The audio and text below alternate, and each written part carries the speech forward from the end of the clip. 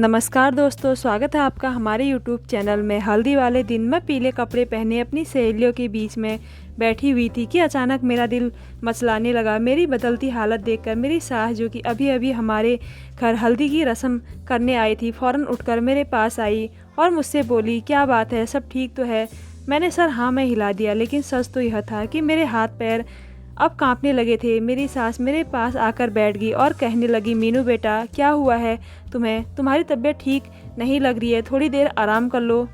मेरे आसपास बैठी मेरी सहेलियां मेरी सास की बात सुनकर कहने लगी, वाह, सास हो तो ऐसी, इतना ख्याल रखने वाली कि दिल चाहता है कि हमारी भी ऐसी ही सास हो। मेरी एक चुलबुली सहेली की बात पर मेरी सब सहेलियां ज़ोर ज़ोर से हंस रही थी।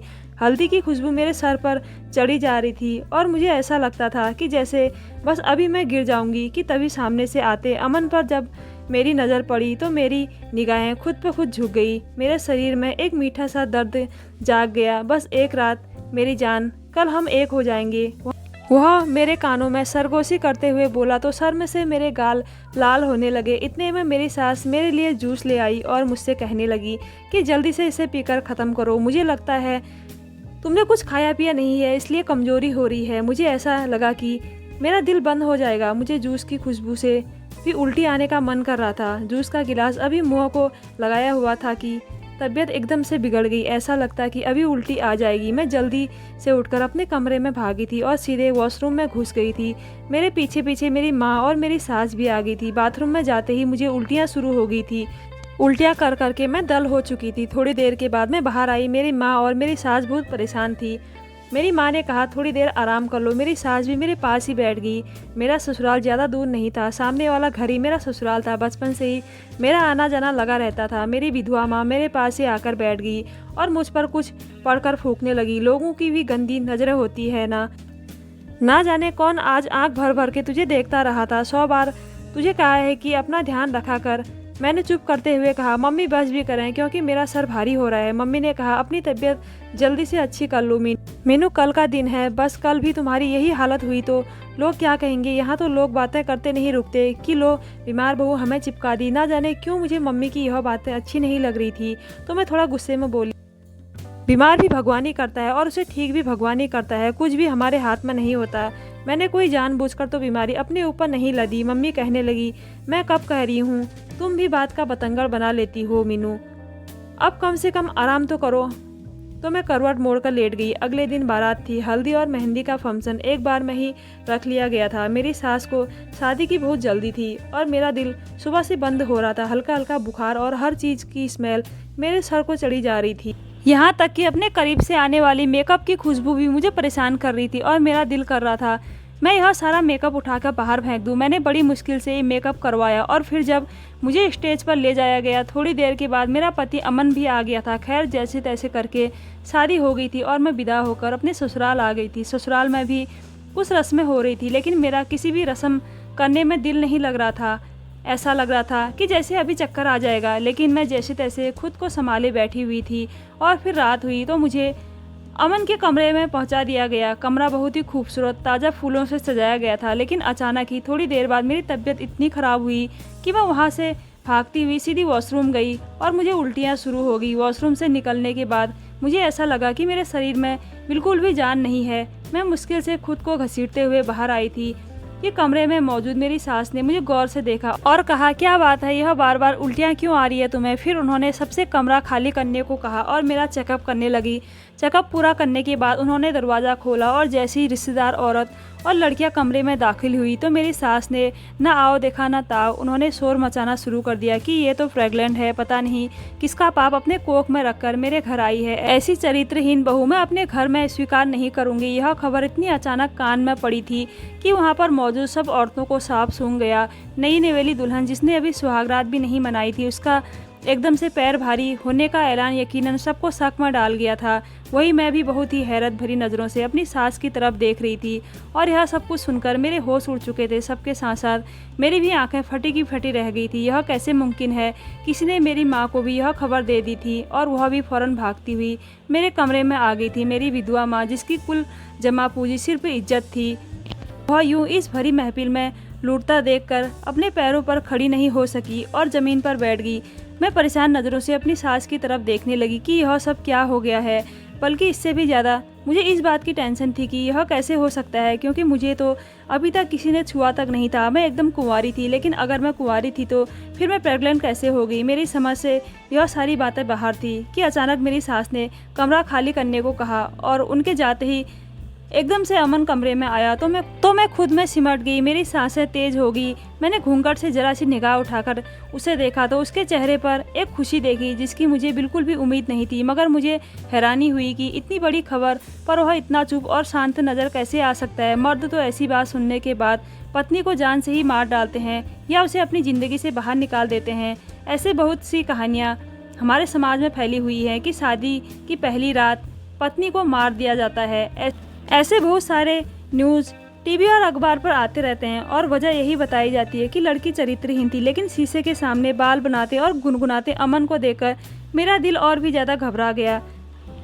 ऐसा लगता है कि जैसे तूफान आने के पहले की शांति है। मुझे तो लग रहा था कि इस खबर ने अमन के दिमाग पर असर डाला है। हो सकता है यह रात मेरी ज़िंदगी की आखिरी रात हो और यह सुहागरात का कमरा मेरी मौत के मातम में बदलने वाला हो। मैं आने वाले समय के लिए खुद को दिमागी तौर पर तैयार कर चुकी थी, क्योंकि इस नई ज़िंदगी से मेरा मर जाना ही अच्छा था। मुझे समझ नहीं आ रहा था इस रात की जब सुबह होगी तो मैं लोगों का सामना कैसे करूंगी कि एक कुंवारी लड़की शादी होते ही प्रेग्नेंट कैसे हो गई, जबकि उसे तो उसके पति ने अभी तक हाथ भी नहीं लगाया था।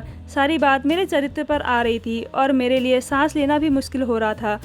मैं बस एक ही पहलू पर सोच रही थी कि यह सब कुछ कैसे हो गया। मेरा ना तो किसी के साथ ऐसा गंदा संबंध था कि जिसके नतीजे में यह सब कुछ हो जाता।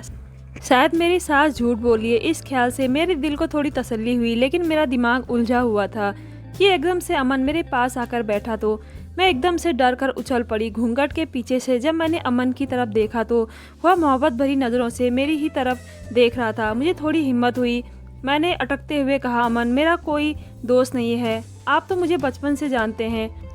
तो उसने अपने भारी भरकम हाथ मेरे नाजुक से कांपते हाथों पर रख दिए। मेरे हाथों को हल्के से दबाते हुए बोला, मेरी जान, आज की रात इन बातों के लिए नहीं है। वह अपने होंठ मेरे कानों के पास ले जाकर कहने लगा कि बस अब खामोश हो जाओ। आज की रात तो बस प्यार भरी बातें करने के लिए है। अमन के इतने शांत होने पर मुझे अब बहुत ज़्यादा हैरत हो रही थी। मेरे तो कान कुछ और ही सुनने के लिए बैठे थे, लेकिन यह तो अमन की प्यार भरी बातें सुन रहे थे। मैं तो सोच रही थी कि अमन गुस्से से आते ही मुझसे पूछेगा कि किसका पाप लेकर मैं अभी उसके कमरे में मौजूद हूँ। अभी के अभी उसके कमरे से निकल जाऊँ और अपने आशिक के पास चली जाऊँ। मुझे अमन से इन्हीं शब्दों की उम्मीद थी। मेरे हाथ पैर कांप रहे थे, पूरा शरीर पसीना पसीना हो रहा था। फिर धीरे से उसने मेरा घूंघट उठाया और हम दोनों की नज़रें आपस में टकराई तो मैंने एकदम से अपनी नज़रें झुका ली। फिर उसने अपनी जेब से एक मखमली डिबिया निकाली जिसमें सोने की एक चैन थी। उसकी गंभीर आवाज़ कमरे में गूंजी। अमन ने कहा, कैसी लगी तुम्हें चैन? बहुत सी दुकान छान मारी तब जाकर यह पसंद आई है। जैसे तुम अनमोल हो वैसे यह सोने की चैन भी अनमोल है। मैंने निगाह उठाकर अमन की तरफ देखा जिसके चेहरे पर दूर दूर तक मोहब्बत को पा लेने की खुशी छाई हुई थी। अमन का यह रूप मेरे लिए बहुत ही अलग था। जिस समय मेरी सास ने यह खबर सुनाई थी तो उस समय अमन भी तो कमरे में मौजूद था, लेकिन उस समय से लेकर तन्हाई में आने तक मैंने अमन के चेहरे पर गुस्से की लकीर भी नहीं देखी थी। इस खबर को सुनने के बाद भी अमन बिल्कुल नॉर्मल बिहेवियर कर रहा था। मुँह दिखाई में अमन ने मुझे सोने की चैन देने के साथ साथ 2 लाख भी मेरी गोद में रख दिए तो मैं हैरान रह गई। अमन ने कहा, इन पर सिर्फ तुम्हारा हक है। मैं परेशान सी नज़रों से कभी पैसों की और कभी अमन की शक्ल की तरफ देखने लगी।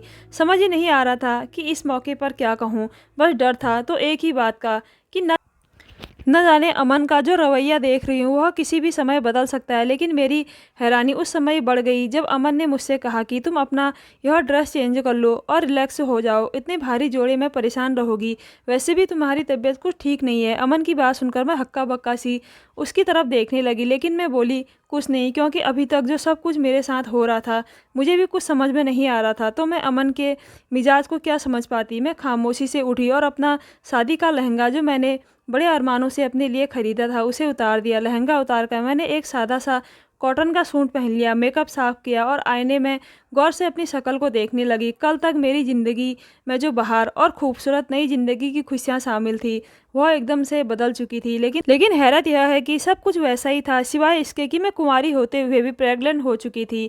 मैंने अपने पेट पर हाथ रखा और फिर आईने की तरफ देखने लगी। यह कैसे हो गया? परेशानी से मेरे हाव भाव बदलने लगे। मैं जब वॉशरूम से बाहर आई तो अपने लहंगे को मैंने अलमारी में लटकाया और अचानक ही मेरी नज़र बेड पर पड़ी थी, जहाँ बेड के आसपास ताज़ा मोतियों के फूलों की खुशबू अभी फैली हुई थी। बेड पर बिखरे गुलाब की पत्तियाँ वैसे ही पड़ी थी और बेड की दूसरी तरफ अमन पीठ के लेटा हुआ था। इस रात के हवाले से मैंने जो जो सपने देखे थे, वह सारे के सारे कांच की चूड़ियों की तरह टूटकर बिखर रहे थे। यह सोचकर मेरी आंखों में आंसू भर आए। मैं ज़िंदगी के किस मोड़ पर आकर खड़ी हो गई हूँ। मेरा जहाँ अपने आप ही गंदा हो गया है। ना जाने मम्मी का क्या हाल होगा। इतनी बड़ी खबर सुनने के बाद वह मेरे बारे में क्या सोचेगी। उन्हें तो अपनी परवरिश पर बहुत ही गर्व था और अब उनका यह गर्व बहुत बुरी तरह किसी के पैरों तले कुचला जा चुका था। हे भगवान, मेरे साथ यह क्या हो गया है? कुछ समझ नहीं आ रहा था, कोई सिरा नहीं मिल रहा था। खामोशी से मेरे दिल ही दिल में आंसू गिरते जा रहे थे। अमन शायद अब सो चुका था तो मैं भी उसके बराबर में सिमट कर लेट गई, लेकिन नींद किस जालिम को आनी थी। मेरा सर दर्द की वजह से फटा जा रहा था। हे भगवान, मेरे पास तो कोई ऐसा भी नहीं कि जिसे मैं अपना दुख बांट सकती। ना भाई, ना ही तूने बहन दी जिसको गले लगाकर मैं रोकर मैं अपना गम हल्का कर सकूं। मेरी यह समस्या कैसे हल होगी? मेरी समझ से बाहर थी। हे भगवान, तूने मेरे साथ ये क्या कर दिया? मैं बार बार अपने आप को सवालों के कटघरे में लाकर खड़ा करती तो उतनी ही ज़्यादा दुखी हो जाती। मैंने अपने साथ लेटे हुए अपने पति अमन को देखा, जो बहुत ही सुकून से सो रहा था, और एक मैं थी जो बेसुकूनी से करवटों पर करवटें बदलती जा रही थी। मुझे लगता था कि आज की रात बहुत ही लंबी रात हो गई है, जो ख़त्म होने का नाम ही नहीं ले रही थी। सुबह कहीं 5 बजे जाकर मेरी आंख लगी तो थोड़ी देर बाद ही दरवाजे पर दस्तक की आवाज़ आने लगी और मेरी आंख खुल गई।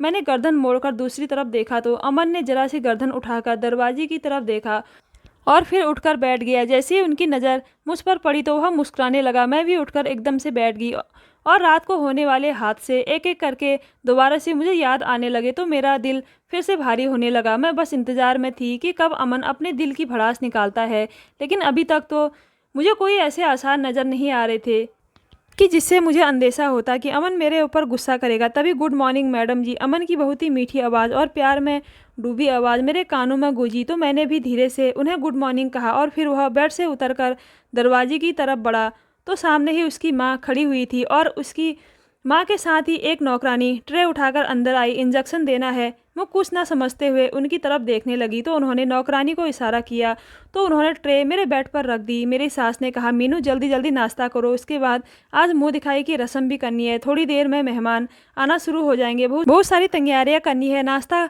करने को मेरा बिल्कुल भी दिल नहीं कर रहा था, लेकिन मैं लगभग 2 दिन की भूखी थी। उल्टियाँ कर करके मेरा पेट बिल्कुल खाली हो चुका था, इसलिए पेट में अजीब सा दर्द और खालीपन महसूस हो रहा था। फिर मेरी सास अमन की तरफ मुड़कर अमन से कुछ कहने लगी। अमन, तुम्हारा आज पार्टी के लिए ड्रेस तैयार है, पहनकर देख लो। अगर तुम्हें लगता है कि इसे दोबारा इस्त्री होना चाहिए तो बता देना, मैं नौकरानी से कहकर दोबारा इस्त्री करवा दूंगी। मैं उन दोनों माँ बेटे को आज ही होने वाली रस्म के लिए तैयारी के हवाले से इतना खुश होते देख रही थी और उनकी बात सुन रही थी। मैं बहुत ही हैरान हुई। फिर मैं आहिस्ता से साथ उठी और वॉशरूम गई और फ्रेश होकर बाहर आई। मैंने एक ब्रेड उठाई और एक कप चाय का उठा लिया। जैसे ही मैं चाय का कप ख़त्म करके ट्रे पर रखा तो नौकरानी ने मेरे सामने से ट्रे उठा ली और बाहर निकल गई। फिर मेरी सास मेरे पास बैठी और उन्होंने अपने हैंडबैग से इंजेक्शन निकाला और मुझसे कहा, अपना हाथ आगे करो।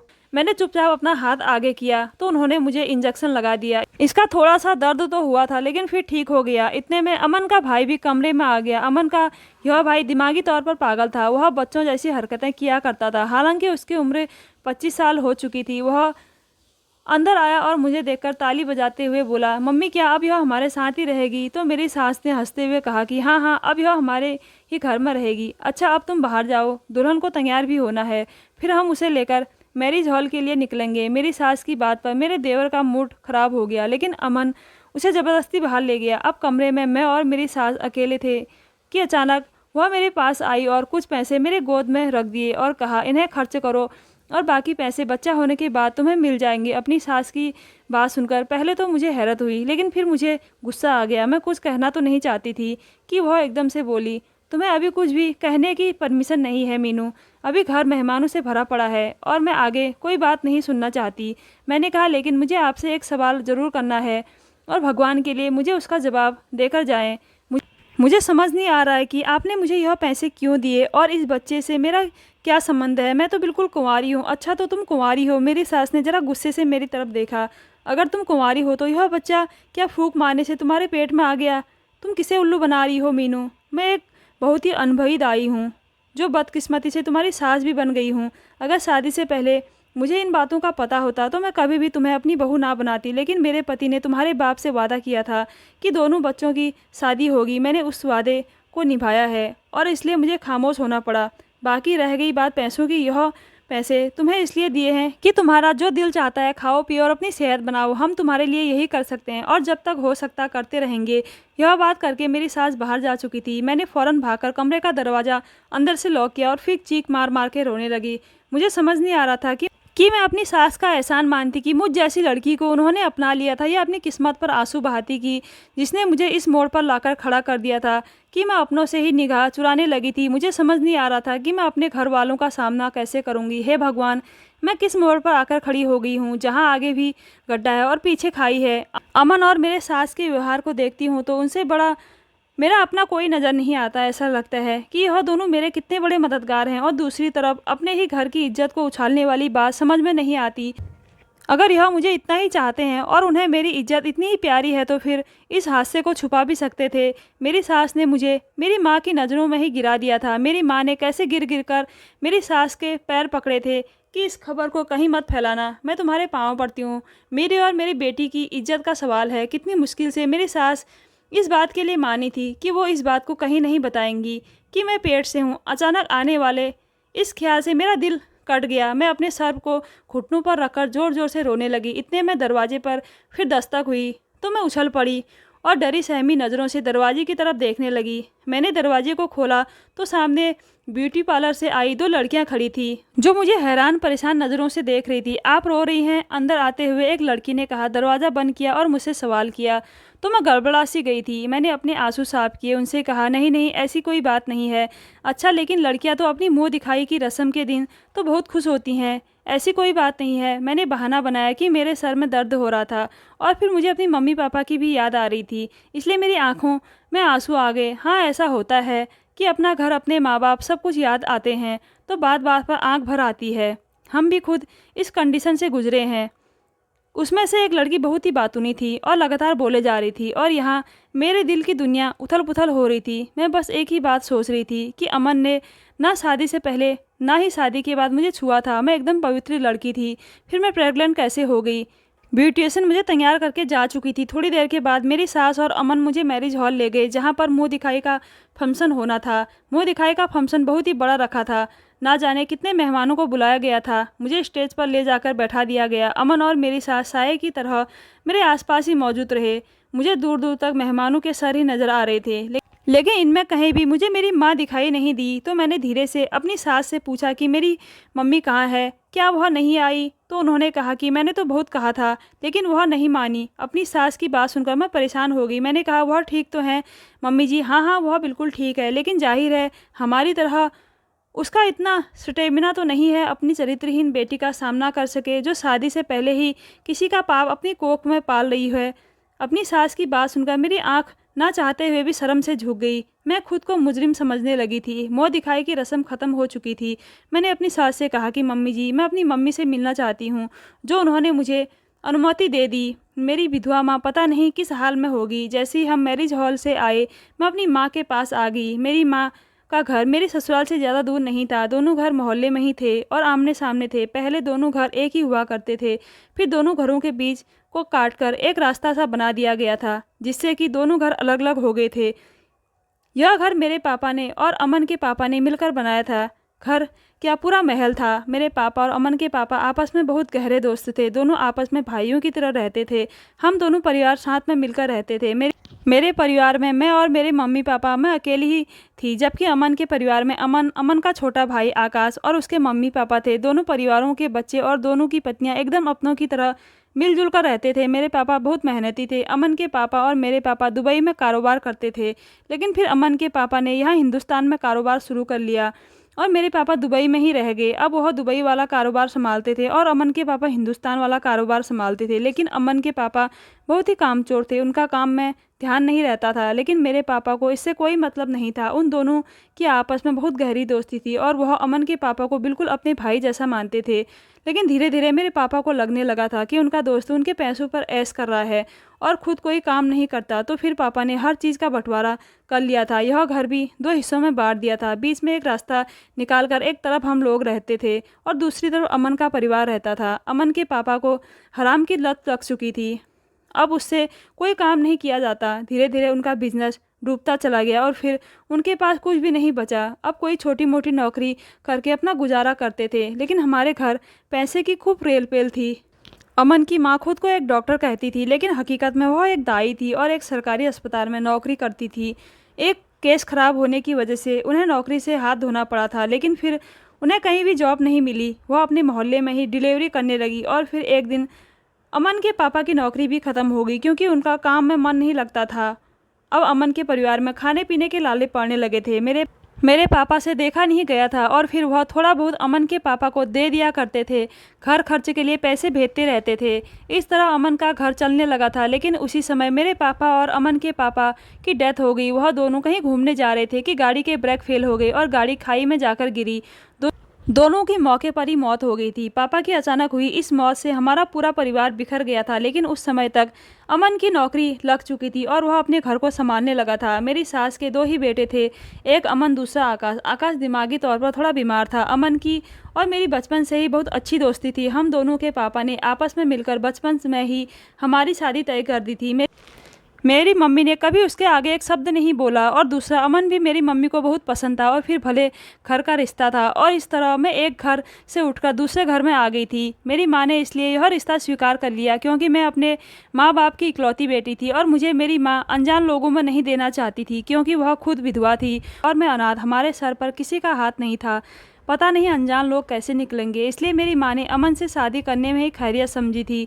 सब कुछ सोचते सोचते खुद ब खुद मेरी आंखों से आंसू निकलकर गालों पर बहने लगे। सब कुछ ठीक जा रहा था, लेकिन पता नहीं कैसे यह मेरी प्रेगनेंसी की बात बीच में आ गई। मैं मम्मी के कमरे में दाखिल हुई तो वह बेड पर लेटी हुई छत की तरफ घूर रही थी। मैं उनके पैरों में जाकर बैठ गई तो वह मुझे खाली खाली नज़रों से देखने लगी।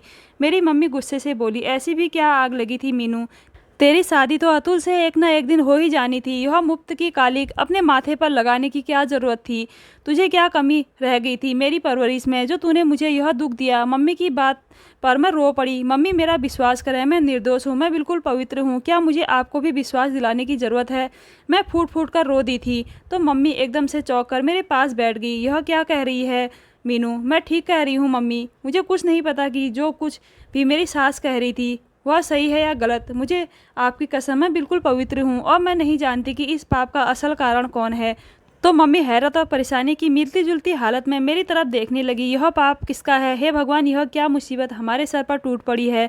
मम्मी सर पकड़कर बैठ गई और भी बेआवाज़ रोती चली गई। कुछ देर मम्मी के पास बैठने के बाद मैं अपने घर वापस आ गई थी। मेरे लिए यह बात बहुत ही हैरान कर देने वाली थी कि अमन बिल्कुल भी मेरे करीब नहीं आता था, ना ही उसने अपने पति होने का हक मुझसे वसूला था। मैं जितना उसके करीब जाने की कोशिश करती तो वह मुझसे कहते कि जब तक तुम यह बच्चा पैदा नहीं कर लेती तब तक मैं तुम्हें हाथ भी नहीं लगाऊंगा। और यह बात करते करते अमन के शब्दों में ना तो मुझे कोई ताना नज़र आता, ना ही तंग और ना ही किसी तरह का कोई गुस्सा।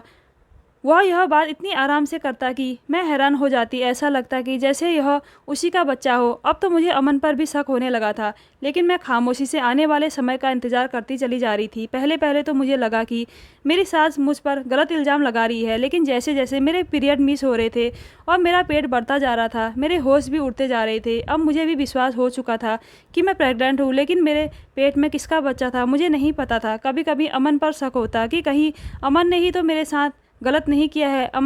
अमन के अलावा मैं किसी लड़के के साथ उठी बैठी नहीं थी, लेकिन अमन अगर मेरे साथ कुछ गलत करता तो फिर शादी के बाद उसने मुझे अभी तक हाथ क्यों नहीं लगाया था? वह मुझसे दूर दूर क्यों रहता था? और दूसरा शक मेरे देवर आकाश पर जाता था, लेकिन वह तो दिमागी मरीज था। वह मेरे साथ यह सब कुछ कैसे कर सकता था?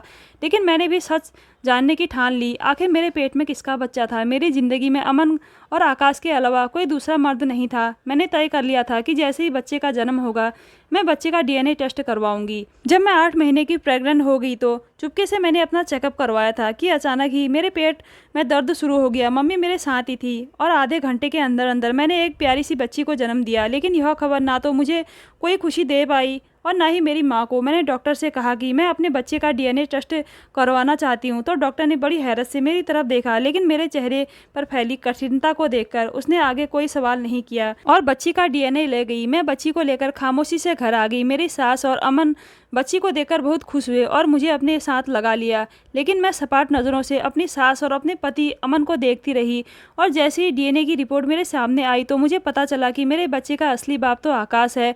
तो मेरे पैरों तले से ज़मीन निकल गई। मैंने वह डीएनए की रिपोर्ट लाकर अपनी सास और अपने पति के मुँह पर मारी और उनसे कहा कि यह सब क्या है। मेरी सास का रंग एकदम से बदल गया था और दूसरी रिपोर्ट मुझे अमन के कमरे से मिली थी। अमन की थी, जो मुझे अमन की अलमारी से मिली थी। अमन इस अलमारी को हर समय लॉक करके रखता था। एक दिन लॉक करना भूल गया तो ऐसे ही उत्सुकता के मारे मैंने वह अलमारी खोल कर देखी कि आखिर ऐसी क्या चीज़ है इस अलमारी में कि अमन हर समय लॉक रखता है। तो यह रिपोर्ट मुझे वही नज़र आई जिसके अनुसार अमन नामर्द था, बच्चा पैदा करने के काबिल नहीं था। अब मुझे इन माँ बेटे की सारी साजिश समझ में आ गई थी। वह अमन की कमी पर पर्दा डालना चाहती थी क्योंकि मेरी सास और अमन को यह लगता था कि नाजायज़ बच्चा पैदा हो जाने के बाद कभी भी मैं आग उठाने के काबिल नहीं रहूंगी, ना ही बच्चे के बाप के बारे में कोई सवाल करूंगी। और रह गई अमन के अंदर की यह कमी, तो उसे इसलिए बर्दाश्त कर लूँगी कि मैं एक चरित्रहीन लड़की हूँ, शादी से पहले ही प्रेग्नेंट हो चुकी हूँ और अपनी इस कमी के चलते मैं अमन को इतनी बड़ी कमी के साथ स्वीकार कर लूँगी। लेकिन सब कुछ उल्टा ही हो गया और मुझे सब कुछ पता चल गया है। मेरी सास ने पूरे घर पर कब्जा करने के लिए अपने दोनों बेटों का इस्तेमाल किया था। ना जाने आकाश कितनी बार मेरी इज्जत के साथ खेल चुका था, क्योंकि मेरी सास अक्सर जब भी कोई अच्छी चीज़ पकाती तो मुझे अपने घर बुला लेती थी और रात भी अपने पास ही रोक लेती थी। उसकी अगली सुबह मेरा पूरा दिन सर घूमता रहता और शरीर दर्द करता, लेकिन समझ में नहीं आती थी कि मेरी तबीयत इतनी गिरी सी क्यों है। और यह बात मुझे अब समझ आई थी कि मुझे बेहोशी की दवा खिलाने के बाद वह मेरे शरीर को अपने बेटे आकाश के हवाले कर देती है, जो दिमागी तौर पर पागल था लेकिन जिस्मानी तौर पर पूरा मर्द था। और वह पूरी रात मेरे शरीर के साथ खेलता रहता था, जिसके नतीजे में मैं प्रेग्नेंट हो गई और मेरी सास इसी मौके के इंतज़ार में थी। उन्होंने अब मेरे ऊपर और मेरी माँ के ऊपर एहसान करते हुए अमन जैसे नामर्द बेटे की शादी मुझसे कर दी, ताकि अमन का भरम भी कायम रहे और मैं अपनी सास के एहसान तले चुपचाप सारी ज़िंदगी गुजार सकूं और चूँ तक ना करूं। एक ही तीर से दो शिकार। लेकिन मैं और मेरी माँ ने फैसला किया कि हम इस जुल्म के खिलाफ बोलेंगे और फिर मैं पुलिस स्टेशन जाकर अपनी सास और दोनों बेटों के खिलाफ रिपोर्ट दर्ज करवा दी। मेरी सास और मेरे पति अमन को 5-5 साल की सज़ा सुनाई गई, जबकि आकाश दिमागी तौर पर स्टेबल नहीं था, इसलिए उसे छोड़ दिया गया। लेकिन अब मेरे लिए यह और ज़्यादा परेशानी की बात थी, क्योंकि अब आकाश की देखभाल करने वाला कोई नहीं था और अब आकाश की जिम्मेदारी मेरे ऊपर आ गई थी। इस मामले में मैं आकाश को गलत नहीं ठहरा सकती थी, क्योंकि वह तो मासूम था।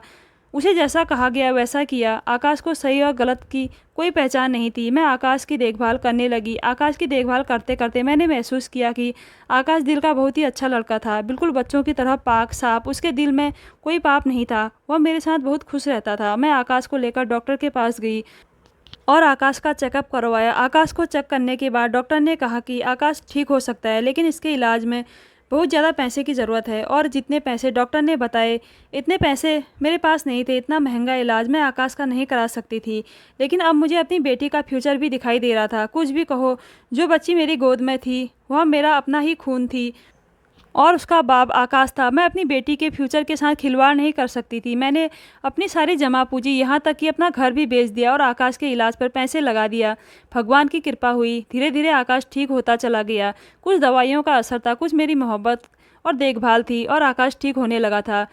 मेरी इतनी ज़्यादा देखभाल करने से आकाश मेरा दीवाना हो ही गया था। वह मुझसे प्यार करने लगा था और मैं भी तो अब आकाश के बिना नहीं रह सकती थी। मैं भी आकाश से प्यार करने लगी थी और फिर मैंने आकाश से शादी कर ली। आकाश आज बिल्कुल ठीक हो चुका है, लेकिन वह पुरानी बातें भूला नहीं था कि उसकी माँ ने किस तरह उसका इस्तेमाल करके मेरे साथ गलत किया था। आकाश मुझसे बहुत शर्मिंदा था।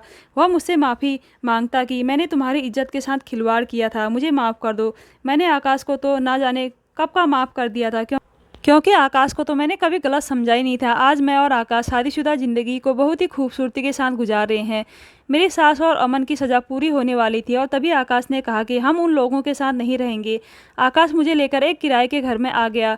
मैं और मेरी माँ और आकाश अब इस किराए के घर में रहते हैं। बैंक से कुछ लोन लेकर आकाश ने अपना बिजनेस शुरू किया। भगवान की कृपा हुई कि बिजनेस अच्छा चल निकला और हम बहुत ही सुकून की ज़िंदगी गुजार रहे हैं। तो दोस्तों, कैसी लगी आज की स्टोरी? अगर अच्छी लगी तो हमारे चैनल को ज़रूर सब्सक्राइब कीजिएगा। धन्यवाद।